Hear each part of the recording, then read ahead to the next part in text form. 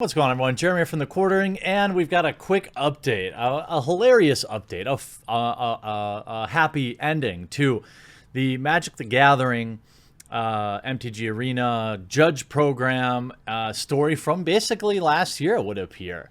If you remember, if you're familiar with the deep lore of this channel, I actually started YouTube as a Magic the Gathering YouTuber, a channel called MTG Headquarters, which was renamed Unsleeved Media when I wanted to cover more than just Magic the Gathering because I saw the writing on the wall.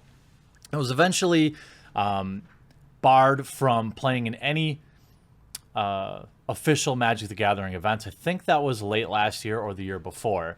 That was the result of my constant stirring of the pot and at times some outright unfortunate things that I've said to people. And Wizards of the Coast was their second or third largest Magic the Gathering channel on the entirety of YouTube and said, we don't want you anymore. We don't want you as a customer. We don't want you representing our brand. And that's fine. For a few months, I tried to kind of stay and flounder, but ultimately my heart just wasn't in it. Even you can notice if you've been watching my set recently, I've gotten rid of the Magic cards that were even on my set because ultimately, who wants to be around playing a game from a developer, in this case Wizards of the Coast, who doesn't want you? And imagine advertising for them, doing unboxings, doing this type of thing, covering their events, and making them money when they've said very publicly that, hey, we don't want this dude around, we don't want his viewers around. So eventually that channel kind of just ended. Near the end, after my banning, or near before it, I believe, I don't remember the exact timeline when it started, I was made aware of several people in the Magic the Gathering judge community that shouldn't be there. We'll put it that way. Magic the Gathering is played by 13, 12, 13, 14-year-old people. And if you can fill in the gap of knowing who shouldn't be with those people, then you understand. So essentially it came to my attention that there was as many of 13 of these folks in the Magic the Gathering judge program that had been on record as being one of these folks. I exposed that.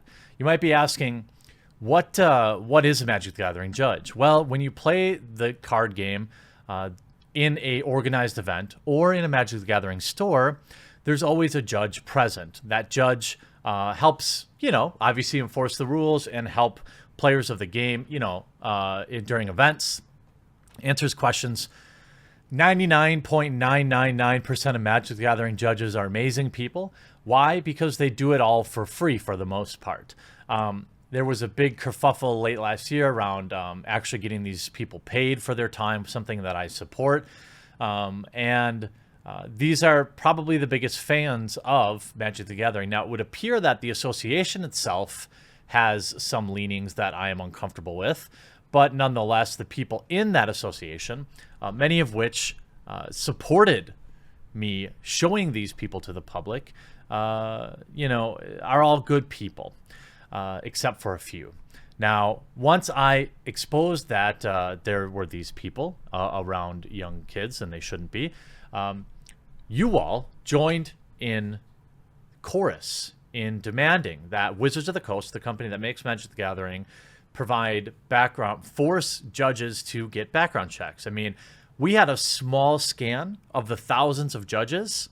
This was a battle that cost me my Patreon account. This was not hard fought. The Magic the Gathering Judge Association fought back against having background checks, which is absurd to me. I think most of it was because of who was demanding it.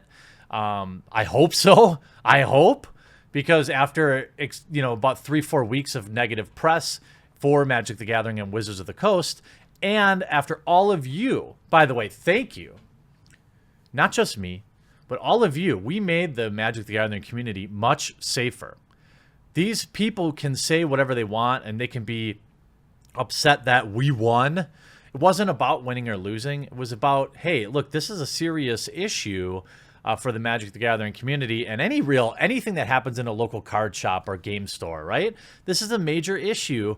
Why wouldn't you want to protect yourself? Anybody can walk into a local place that handles this and get their clean bill of health for $5, and then they can go back to volunteering.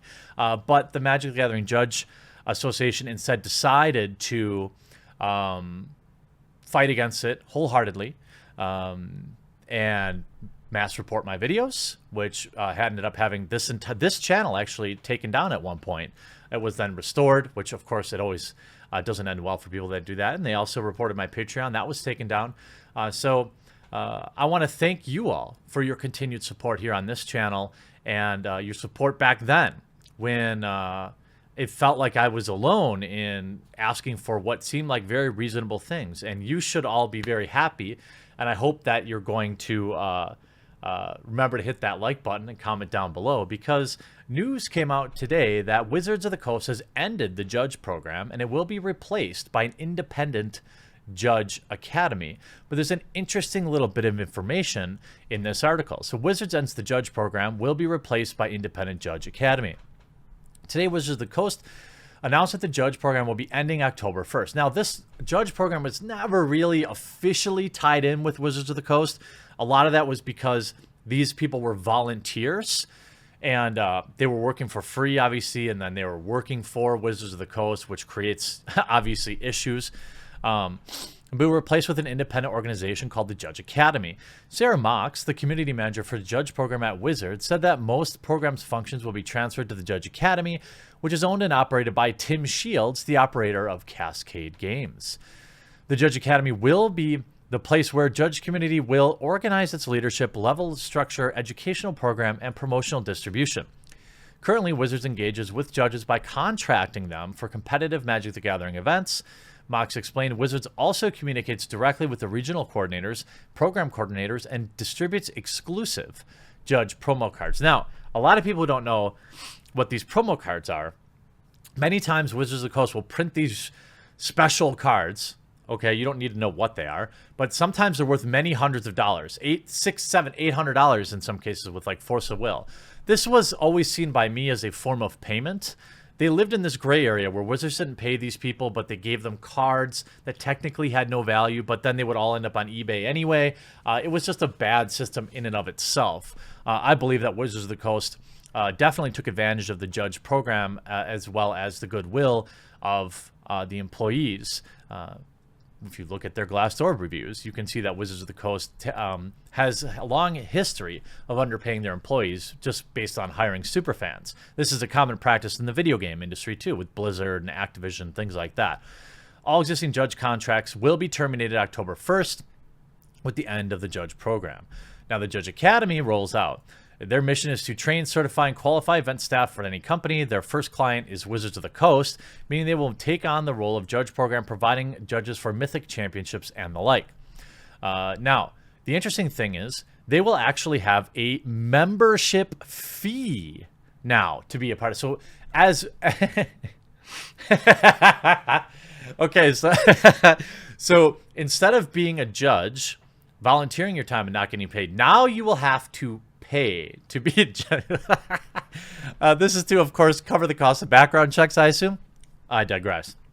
According to the FAQ, the judge levels will still exist on the Judge Academy system, and judges will be able to maintain their current level. However, the Judge Academy will be charging yearly membership fees that will require to maintain your status as an active judge.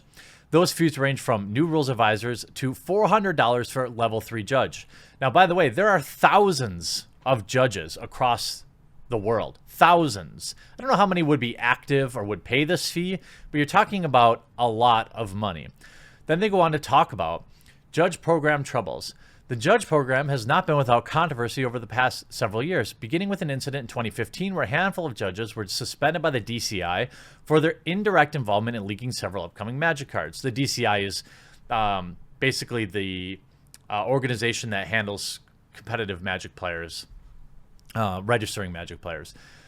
Most of the suspensions were eventually lifted early, but the damage was done between Wizards of the Coast and the judge community. And the incident revealed the fault lines between the Wizards and their judges. In 2015, Paul Yale, who had been a Magic judge for 2 decades, filed a suit against them, alleging that they were taking advantages of their employees and trying to basically say they were contractors, which I sided with them on that. But of course, it was dismissed anyway. Then in 2018, here's where you're going to want to pay attention. In 2018, Magic's AR community went on a crusade against the judge program, only serving to further damage the relationship between judges and the rest of the Magic the Gathering community. It also deepened the divide between Wizards and the judge community after Wizards of the Coast made the decision to require store owners and tournament organizers to be responsible for performing background checks on all contractors, including judges. Now, obviously, I don't think wanting this type of very basic protection for young Magic the Gathering players has anything to do with any affiliations that you may have. This was back in January when they announced, when gamers describe their ideal store, they often begin with words like warm and welcoming. Most gamers want a sense of security, an easy peace, freedom from intimidation, a community.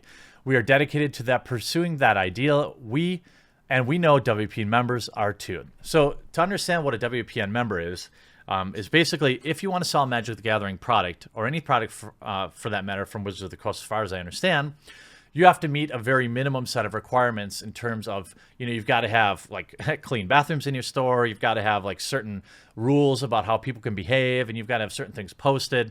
Once you qualify for that, you then get the right, or the privilege, to sell their product. The way they leverage you, the way they keep their stores in line is by saying, if you don't do what we say, then you can't sell our product. Now, to give you an example, Magic the Gathering booster boxes are sold to local game stores between $70 and $80 in cost, and they sell anywhere between $100 and $130 in store. So it's a very profitable product with a built-in audience. So this is a trade that game stores often make. However, once they then required to do this work, the judge program pushed back against it, which to me seemed really bizarre. Why wouldn't you want to be seen as being proactive here? Sure, they didn't like where it was coming from, but I had pointed out 13 individuals who had set off the spidey sense, and I assume there was probably, based on just the small sample size I had, it's safe to assume there were many, many more. Now, there were some issues that the Magic the Gathering judge program tried to use as a smokescreen to say, hey, this isn't what we want. This isn't why we don't want to do it. We just, we don't want to dead name people or something like that. It was absurd. And eventually we won. And I hope that my fellow Magic players that still play the game, they see this as good news. I hope that people that helped encourage Hasbro and Wizards of the Coast to make this change like this video and feel like this is a win, because it is a win. I don't want the judge program to go away. It's needed. The judges need to be paid for their time, and the Magic the Gathering community is significantly better with their presence. The gaming community is significantly better with their presence, and I want this to be a moving forward point where I hope that the Magic the Gathering judge community and the judge and then the players themselves can have a better relationship. They can feel safer when they're going to their local game store, local card store, or any major tournaments or things like that. And I suppose I'd be lying if I didn't say I got a bit of a chuckle from that last paragraph of the article. I hope you enjoyed this video. We'll talk to you again real soon.